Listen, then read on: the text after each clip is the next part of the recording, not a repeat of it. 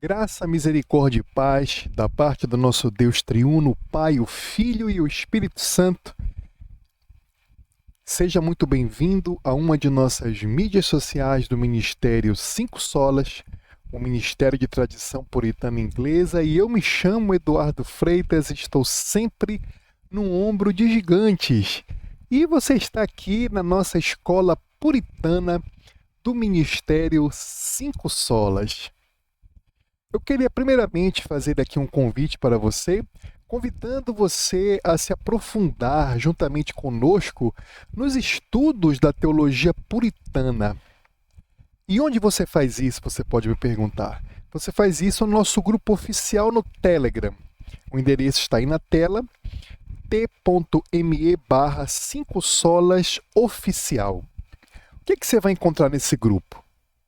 Bom, nesse grupo no Telegram, nós estamos oferecendo a você um rico conteúdo, um piedoso conteúdo, e este conteúdo, em sua grande maioria, de forma gratuita, tá?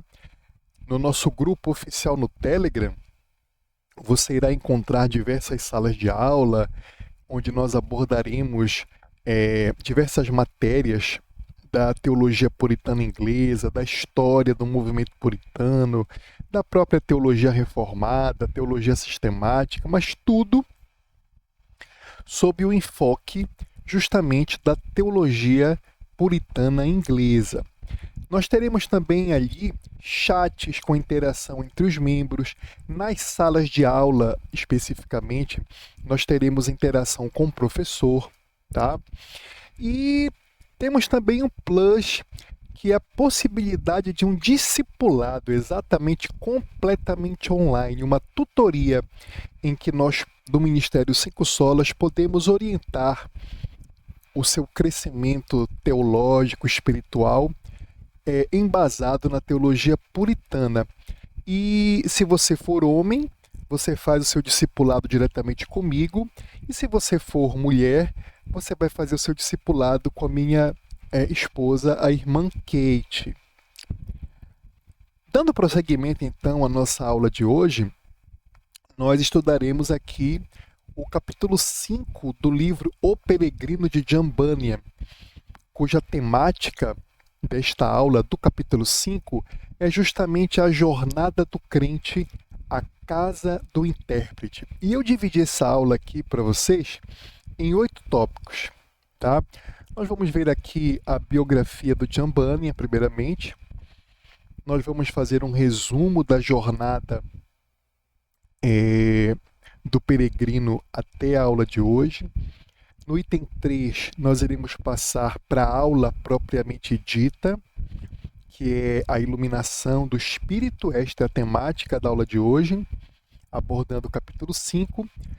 No item 4 aqui, nós iremos considerar os principais personagens do capítulo 5.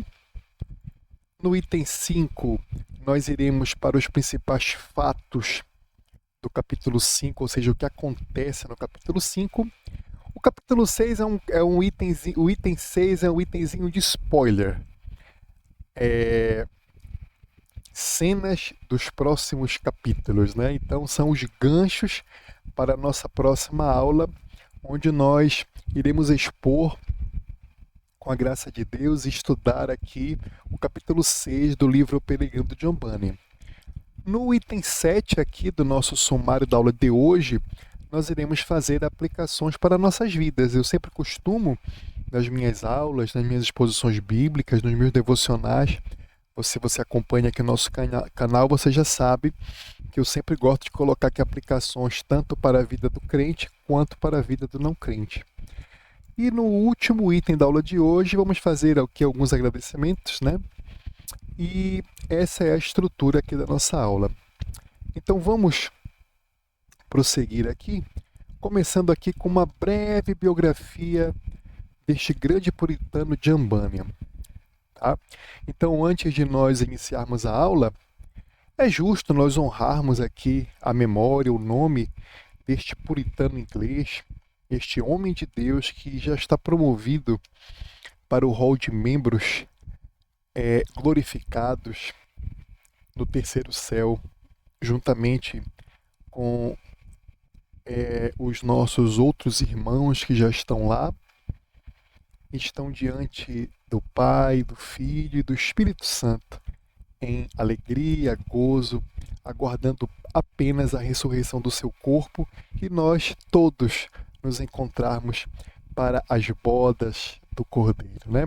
John Bunyan, ele é um teólogo puritano do século XVII. Ele nasceu em 1628 e, como já disse, foi um pastor puritano não conformista inglês. Esse termo não conformista é um termo aqui um pouco histórico, né? Na realidade, bem histórico, que são aqueles irmãos, aqueles teólogos, aqueles pastores que não se conformaram ao retorno da Inglaterra a uma tradição cristã mais papista. Então, John Bunyan viveu numa época, aqui no início do século XVII, lá pelo meio do século XVII, onde a Inglaterra, em especial a coroa inglesa, estava apertando o cerco contra os protestantes, contra os reformados, em especial contra os puritanos, para que estes retornassem com as suas congregações a práticas papistas, a práticas ou católicas romanas propriamente ditas, ou a práticas muito semelhantes ao catolicismo romano. Então, por isso que ele é conhecido como um pastor puritano não conformista inglês. John Bunyan foi um homem de origem humilde. Ele experimentou na sua vida uma profunda crise espiritual e existencial, até que o Espírito Santo o converte, como ele mesmo diz, né, ao cristianismo puro e simples, tendo se afastado completamente da religião oficial da sua época, vivendo um protestantismo reformado, um puritanismo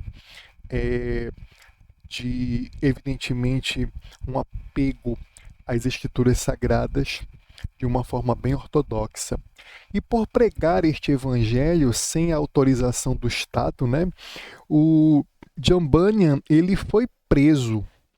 Ele foi preso em 1660 e permaneceu encarcerado por 12 anos, meus amados. Imagina, ele permaneceu encarcerado por 12 anos simplesmente por quê? Porque não queria se conformar ao papismo e às práticas papistas. Ele queria uma igreja pura. Por isso que ele fez parte deste movimento maravilhoso, histórico, mas que também hoje nós fazemos parte desta tradição, né? O puritanismo.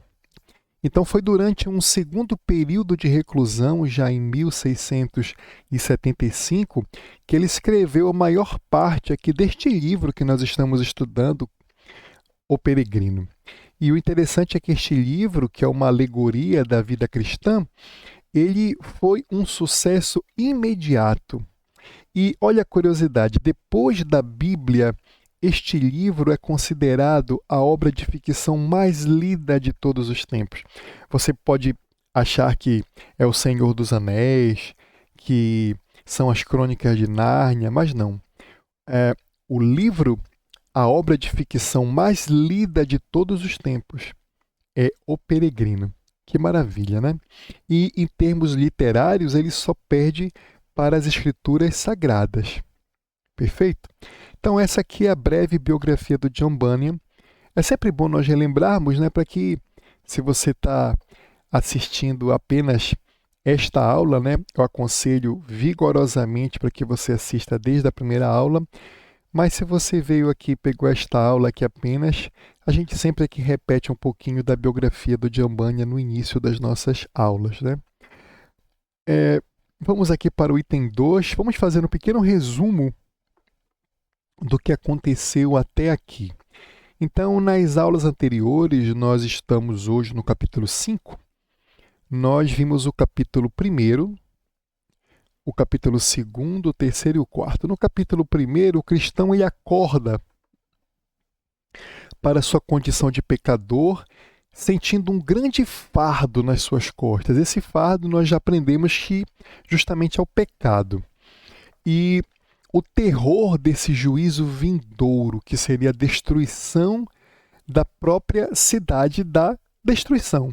E ele é orientado por Evangelista, que é este personagem aqui maravilhoso, a fugir em direção à porta estreita, onde ele encontraria a salvação dessa destruição. Já no capítulo 2, nós estudamos que ele imediatamente caiu no pântano da desconfiança, que é aquele desânimo inicial que todo crente passa, né? Logo após se converter, logo após ter aquele, vamos dizer assim, aquele insight, aquela vontade de procurar prosseguir a sua caminhada em santificação, né?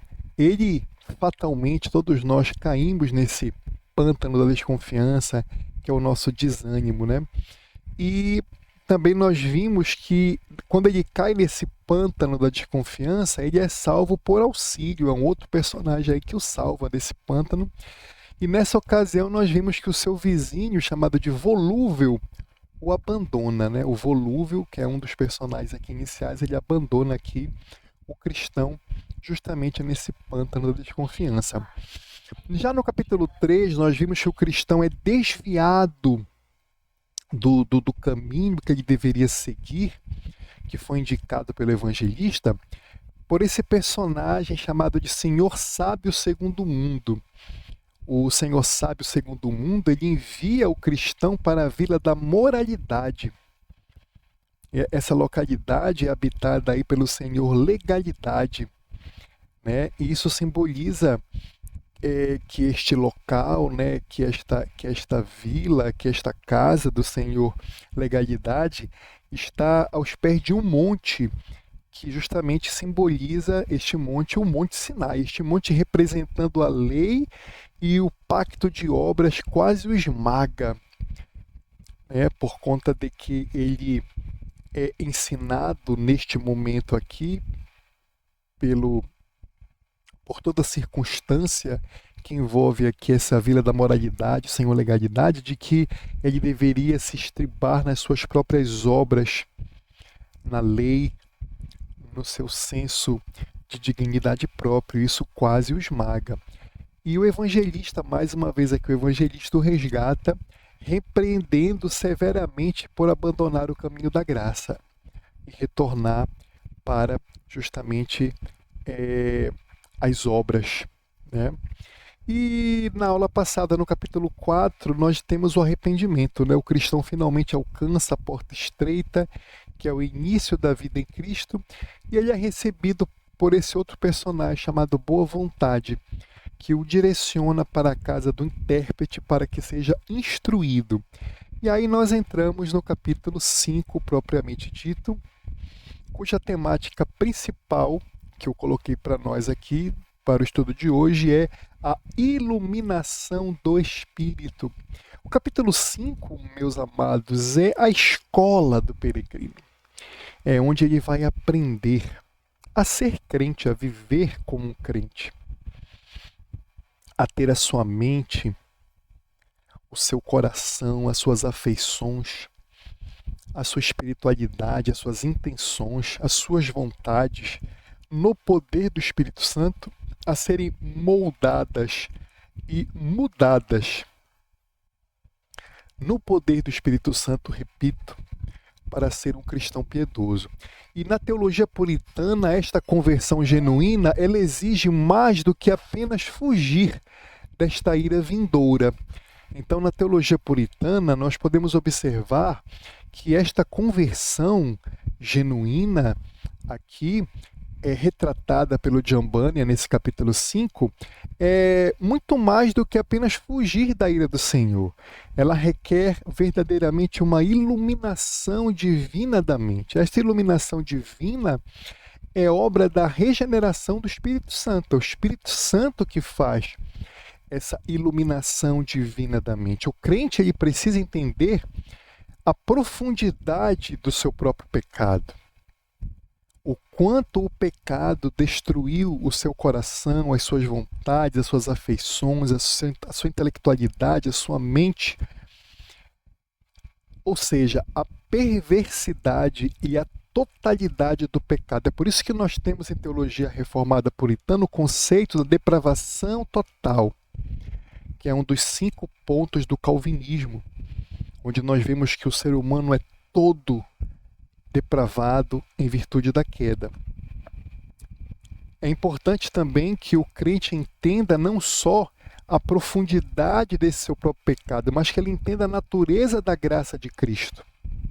Esta graça tão maravilhosa, tão incomensurável, que nos é dada por Cristo e em Cristo, bem como os perigos da apostasia, se distanciar dessas verdades, e a certeza do juízo divino. Este capítulo é a obra do Espírito Santo.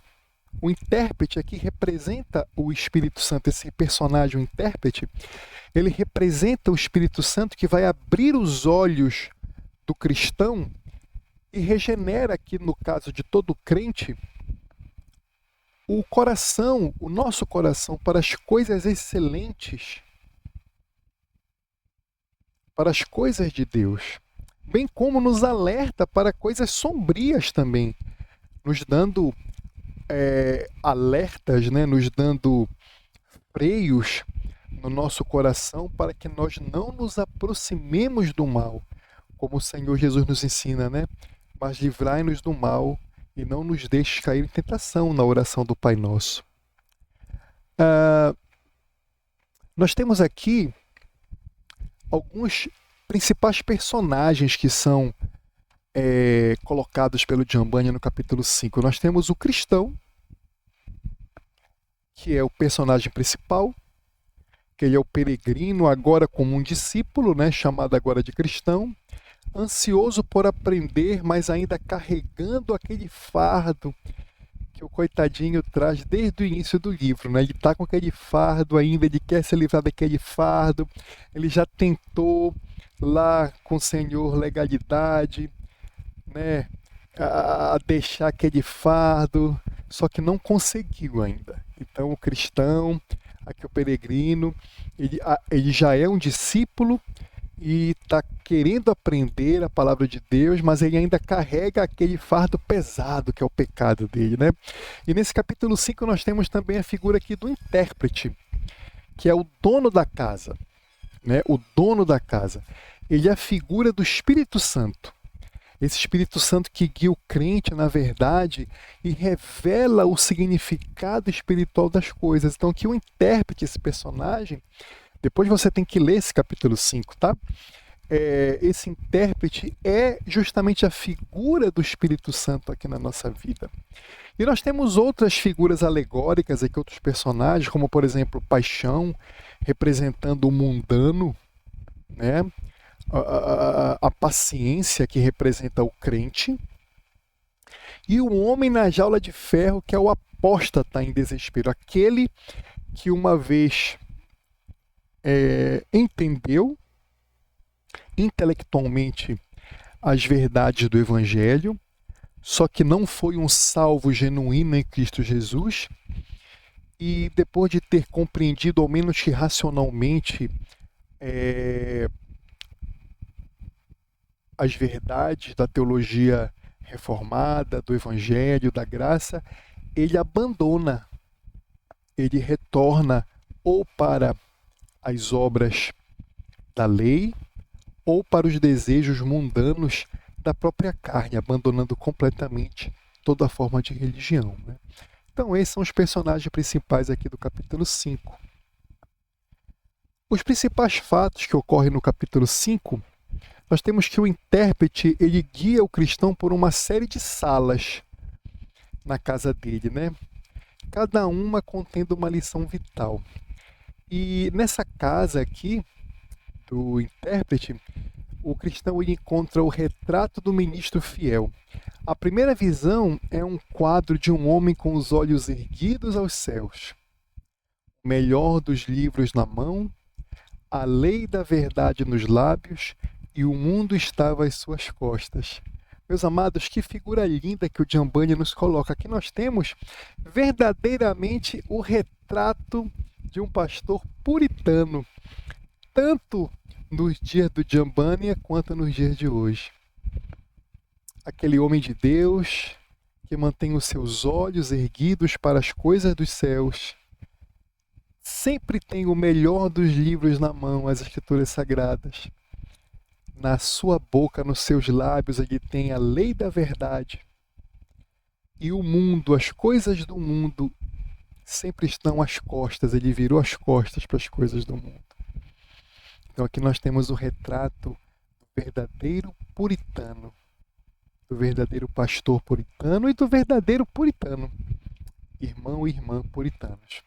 Depois ele vê a sala empoeirada, que representa o coração. O cristão vê uma sala cheia de poeira, que é o pecado original. Um homem tenta varrer, ou seja, aqui representando a lei, mas apenas levanta poeira, quase sufocando o cristão. Então, uma jovem, ela borrifa a água, que é o evangelho, que assenta essa poeira no chão, obviamente, e permite que a sala seja limpa.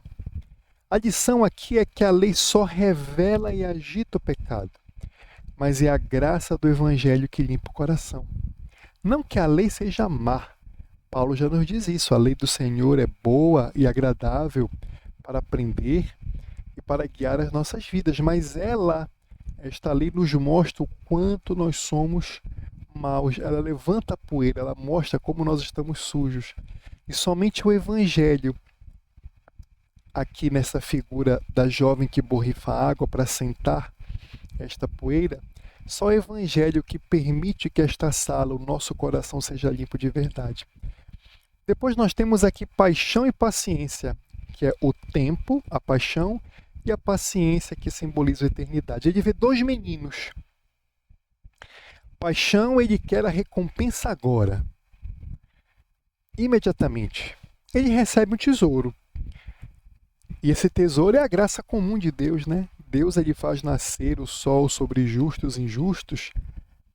Ele dá saúde, às vezes dá prosperidade, dá diversas bênçãos pela graça comum a todos, inclusive ao ímpio. Inclusive aqui, as pessoas que se identificam com a paixão, que representam aqui o tempo, né, os mundanos. Só que rapidamente a paixão gasta esse tesouro, ficando somente com os farrapos. As alegrias, os momentos de felicidade para o ímpio são realmente o que o nome diz, momentos. E no final só resta tristeza, angústia, farrapos. E a paciência, ela espera calmamente pelas melhores coisas no mundo vindouro que durarão para sempre. A paciência aqui representa justamente os crentes que estão de olho na eternidade. Não importam as circunstâncias as quais nós estejamos vivendo, mas como os nossos olhos estão para os céus, para a eternidade, nós aguardamos as melhores coisas no mundo vindouro. Depois nós temos o fogo inextinguível, que é a graça da perseverança. O cristão vê um fogo, que neste caso aqui representa a obra da graça no coração, que o diabo tenta apagar esse fogo no nosso coração jogando água. Só que o fogo, no entanto, ele arde mais forte.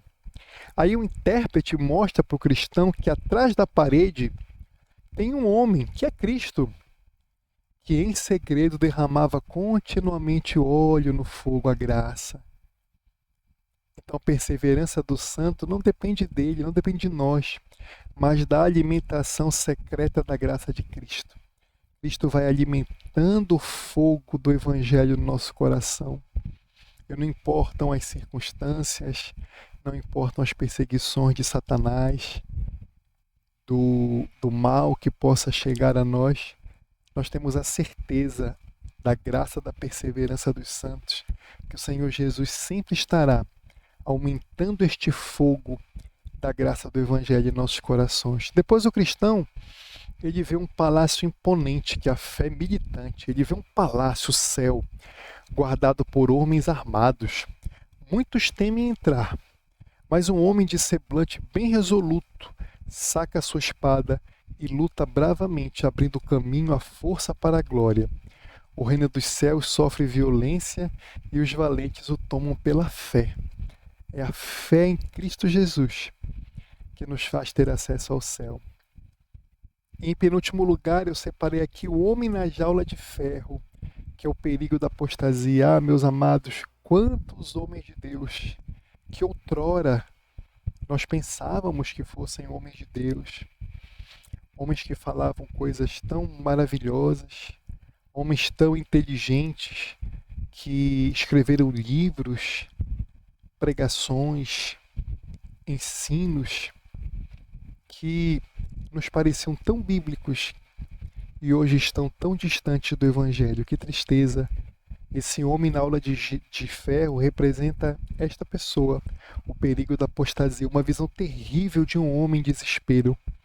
Ele era um professor da fé, mas ele diz: pequei contra a luz da palavra, entristeci o espírito e endureceu seu coração a ponto de não mais poder se arrepender.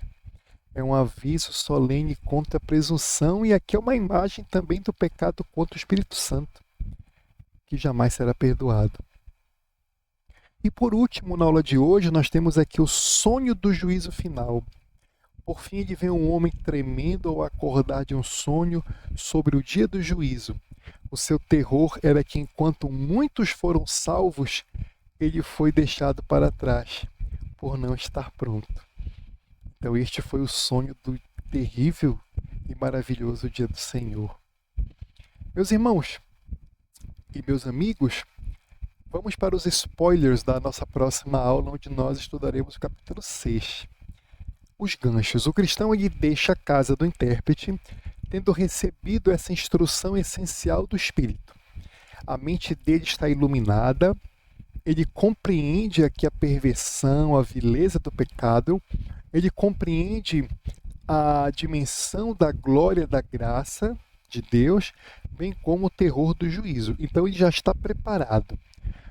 No entanto, ele ainda caminha com a dificuldade, porque ele está com aquele fardo nas costas dele, a culpa do pecado. E esta iluminação que nós estudamos no capítulo 5 agora, ela precede a justificação.